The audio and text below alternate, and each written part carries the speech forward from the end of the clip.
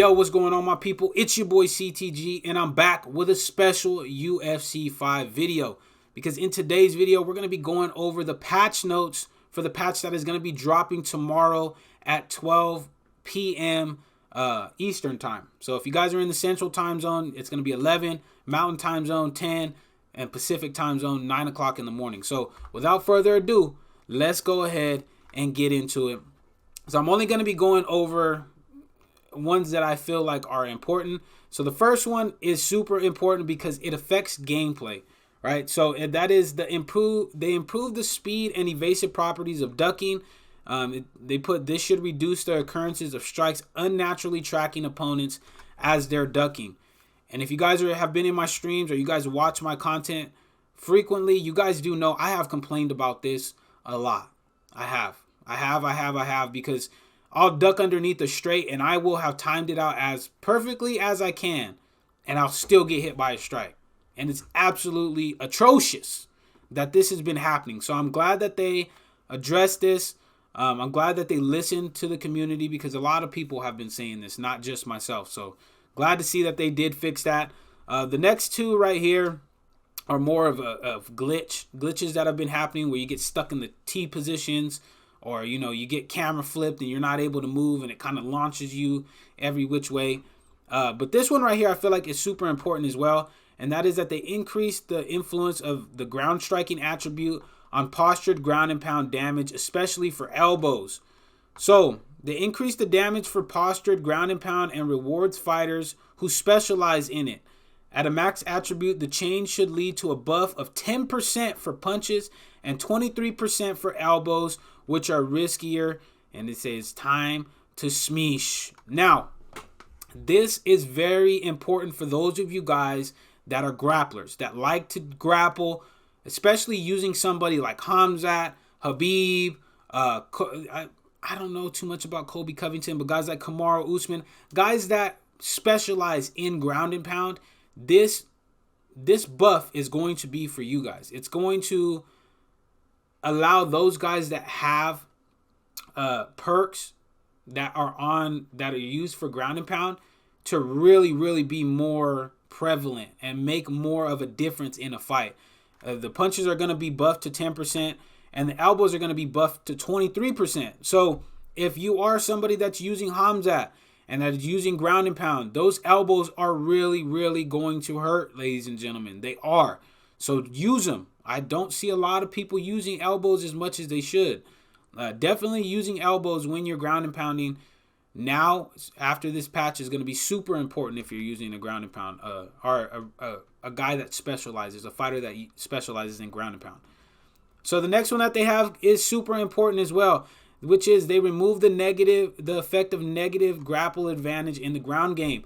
Now, a lot of people have been asking for this. This has been, I feel like, one of the most talked about things for UFC 5 in terms of the grappling aspect is why won't they do away with the negative GA advantage or disadvantage? And they listened, which is good. This is what you want them to do. You want them to listen to you when you're making suggestions. So here it states what they're going to do. Previously, negative grapple advantage would both speed your opponent's transitions up and slow yours down. Now it will no longer slow you down. This should encourage more activity in the ground game and make it harder for a fighter to hold a position for too long. Now, this is very important because for those of you guys that don't have ridiculous reflex speeds, you're going to see it's going to make it a little bit easier for you guys to deny transitions, even if you have had your transition denied. So before, if you guys were in neutral and they denied your transitions, their GA meter would go up, so their speed would be faster and it would make it harder for you to deny their transition after they've already denied yours. That's not going to be the case anymore. You're not going to have negative grapple advantage. It's not going to slow down your denial speed or your transition speed, which is good. It's going to make for people trying to jockey for positions even that much more better. You're not just going to get stuck in certain positions for a long time. Say side control. Side control, obviously, we all know was a problem. It's going to make it harder for people to hold side control, which is good. It really, really is good. I wasn't a big proponent of changing this, but I'm actually glad to see that they listened to the community, and I'm all right with it. I'm all right with removing negative GA. But the next two right here are, ones they changed. They put the proper stances for Sergey and Magomed Ankalaev and Colby Covington. If you guys are using those fighters, Colby Covington was in Orthodox for some reason. Sergey Pavlovich was in Southpaw, I believe. And Magomed Ankalaev, I believe, was in Southpaw too, which is really weird. But I don't use those fighters a lot, so it really doesn't affect me. But and then they fixed a rare unplayable state during the clinch grappling exchange. Once again, another glitch that's been happening, so I'm glad that they got on the glitches because those are the most annoying things. Now, we come into the big, meaty things of the patch notes. All right, so here we go. Reduced stamina recovery between rounds and made it taper off after each round. Even at the first interval, the recovery has been reduced. As rounds go on, fighters will recover less and less, whereas before, the recovery stayed flat. In total, this amounts to a reduction of nearly 20%. This is what we've been asking for. This is really what we've been asking for, ladies and gentlemen. We've been asking for them to make some stamina adjustments. And although I don't believe they did it on the last patch too much, this is going to be a game changer for a lot of people. Those of you guys that love to throw 150 strikes per round, yeah, you're going to start paying for it. So it's going to start making people have to pick and choose when they're throwing their strikes and how much of a volume they're really throwing. So that's good. I'm glad that they're going to start making the recovery taper off, and you're going to start losing about 20% stamina if you're deciding to go out and start throwing 150 strikes per round. Now the next one here is they decrease the damage of elbows in the tight ground game, which I don't know necessarily how that's going to work out between the ground and pound attributes and stuff like that. But they said the base damage of the tight ground elbows when not postured up was reduced to a value of only slightly higher than punches. Okay, so I see what they're talking about. The influence of the ground and pound attribute on the damage itself was increased, although the net result is still a decrease in damage. This means the damage from the elbows was decreased in general, especially for fighters with a low attribute. So if your guy doesn't have a high ground and pound attribute, then you're not going to be doing a lot of damage with elbows, ladies and gentlemen, which is very realistic. It's very realistic. Guys that are known for ground and pound and that specialize in it, they're going to do more damage than guys that don't specialize in it. You're not saying that guys that don't specialize in it can't do damage on the ground, but in a game, from a game aspect and the game standpoint of it, you want guys that specialize in ground and pound to do more damage on the ground. But it says here, elbows will retain their bonus to cause and aggravate cuts and swelling. This still makes them more potent than punches, but not by such a wide margin as before. Our intention is for the player to use punches more in situations where they want to chase the facial injury to the eye with hooks or the nose with hammer fists. The ground elbows target the forehead as do the postured up elbows. Okay, so here they're kind of giving you what you want to be using the ground and pound strikes for. You want to be using if your opponent already has like a busted nose or a busted eye or something like that, you want to be using the punches. You want to be using punches to help aggravate those issues, help make those cuts even more damaging. And then you want to be using the ground elbows if your opponent has cuts on the forehead. So definitely take those, put those in your mind, and use them and learn how to use them based off of how you've hurt your opponent. So the next two here, they added Kamaru Usman to middleweight. They added Davison Figueiredo to bantamweight, which is cool. But here is one that's going to affect the striking right here. So they tuned body strikes, generally shifting them from damage to stamina drain utility. And they said here, we've heard feedback that body strikes now inflict heavy damage and allow for TKOs too easily. Meanwhile, the stamina drain from body strikes felt a bit too low, which hampers the tactical use of body strikes to slow the pace of the fight down and help discourage relentless attempts at breaking the high block. We also considered that the body punches are a little too risky to throw. The body lead hook is a little overused, and the body jab is a bit underused. The following tuning changes aim to address all these issues. So you see here, they lowered the body straight damage by 10%, the lead body hook by 15%, the body rear hook by 10%, the body lead upper by 10%, and the body rear upper by 10%. The long-term stamina drain increases. All body punches 22%, plus 22.5%. It says here this value is meant to add 10% drain past the damage decrease to most of the body punches, and the intention is that it will be a bigger net increase in stamina drain for the body jab, which isn't a damage decrease. All body kicks add plus 10% on the damage. So overall, they decreased the vulnerability here.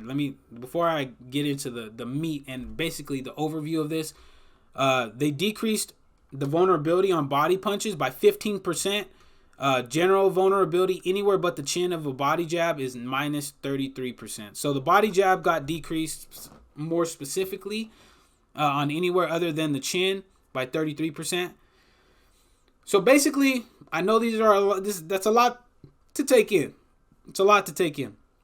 But what they're trying to do here is they're trading in damage, heavy damage, for stamina drain, which I have heard from a lot of people in the community that they want body strikes to drain more stamina.